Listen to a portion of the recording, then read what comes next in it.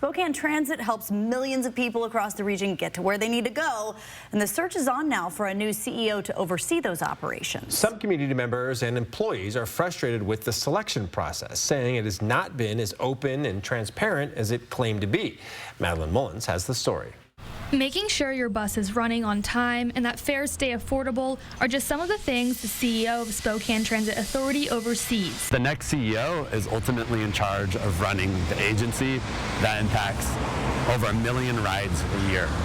Which is why community members and employees like Union President Chad Camindona was excited to give input in the search for the next one. For the workers there, it hasn't been the most pleasant environment. We're very short-handed. Workers are very unhappy. Morale is down. So we're looking for a change. At the beginning of the process, STA's consulting firm set up interviews with employees and community stakeholders and learned what their ideal CEO looked like. Using that information, it looked for about 6 candidates to bring back to the CEO search task force.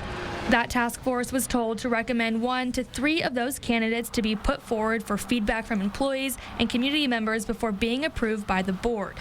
This is where some became frustrated. I was the only person that voted no. 3 board members voted yes to move 1 finalist forward.